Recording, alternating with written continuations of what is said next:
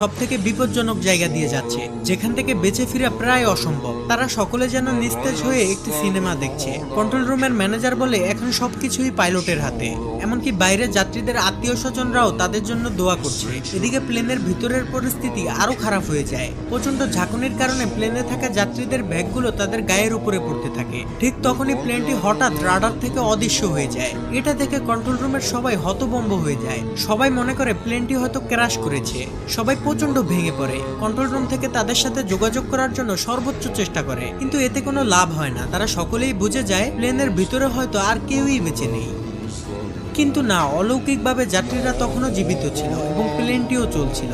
ঝড়ের ভিতরে কিছু না দেখতে পেয়ে লিউ মনে করে প্লেন হয়তো পাহাড়ের সাথে ধাক্কা খাবে, তাই সে লিভার টেনে প্লেনটিকে আরো উঁচুতে নিয়ে যায়। এতে প্লেনের ভিতরের ঝাঁকুনি বেড়ে পরিস্থিতি আরো খারাপের দিকে যেতে থাকে। লিউর মাথায় তখন একটা জিনিসই ঘুরছিল যে প্লেনের মধ্যে থাকা 19 জন যাত্রী এবং সে সহ 9 জন ক্রু মেম্বারের জীবন এখন তার হাতে। অর্থাৎ 128 জন মানুষের প্রাণ হাতে নিয়ে লিউ তার সম্পূর্ণ অভিজ্ঞতা দিয়ে প্লেনটিকে কন্ট্রোল করতে থাকে। মৃত্যুকে কাছ থেকে দেখা যাত্রীগুলো এখন তাদের মনের কথা বলতে শুরু করে। অনেকে এই জীবনের শেষ ভিডিও বানায় তাদের প্রিয়জনদের জন্য। আর কিছুক্ষণের মধ্যেই প্লেনটি ঝড় থেকে বের হয়ে আসে। লিউর অনেক চেষ্টার পর পরিস্থিতি স্বাভাবিক হতে শুরু করে। এরপর ক্যাপ্টেন লিউ প্লেনটিকে অনেক নিচুতে নামিয়ে আনে, যেখানে পর্যাপ্ত পরিমাণ অক্সিজেন রয়েছে।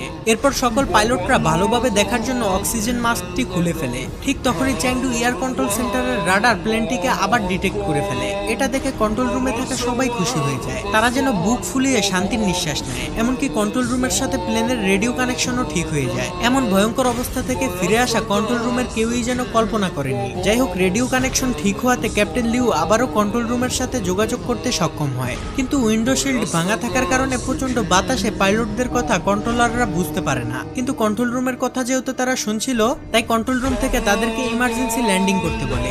সাথে সাথে ক্যাপ্টেন লিউ ল্যান্ডিং গিয়ার চালু করে দেয়। আর এই সিগন্যাল পেয়ে কেবিন ক্রুদের ম্যানেজার নান যাত্রীদেরকে ইমার্জেন্সি ক্র্যাশ ল্যান্ডিং এর জন্য প্রস্তুতি নিতে বলে। অন্যদিকে প্লেন প্রচন্ড গতিতে রানওয়ের দিকে যেতে থাকে। আর এই টান টান উত্তেজনাপূর্ণ ফুটেজ ধারণ করে চ্যাংডুর গণমাধ্যম কর্মীরা। এদিকে প্লেনের ভিতরে যাত্রীরা ইমার্জেন্সি ল্যান্ডিং এর জন্য প্রস্তুতি নিয়ে নেয়। তারা মনে মনে দোয়া প্রার্থনা করতে থাকে। অন্যদিকে fire service, medical team, air traffic control সহ সবাই প্রস্তুত হয়ে যায়। ক্যাপ্টেন লিউ তার কোপাইলট জু আর লিয়াংকে নিয়ে কোনো ধরনের ঝামেলা ছাড়াই মাটি স্পর্শ করে। কিন্তু বিপদ তখনও কাটেনি, কারণ চ্যাংডু এয়ারপোর্টের রানওয়ে ছিল খুবই ছোট আর প্লেনের গতি ছিল অনেক বেশি। ক্যাপ্টেন লিউ ইঞ্জিনের থ্রাস্ট কমানোর জন্য লিভার টান দিলে দেখে ইঞ্জিন স্লো করার লিভারটি লক হয়ে গিয়েছে। তাই প্লেন প্রচন্ড গতি নিয়ে সামনের দিকে এগিয়ে যেতে থাকে। এটা দেখে সেকেন্ড পাইলট জু লেগ ব্রেক দিয়ে প্লেনটিকে থামানোর চেষ্টা করে, কিন্তু অতিরিক্ত ব্রেকের প্রেসারে প্লেনের একটি চাকা ফেটে যায়। এটা দেখে কন্ট্রোল রুমের সবাই ভয় পেয়ে যায়। জু তার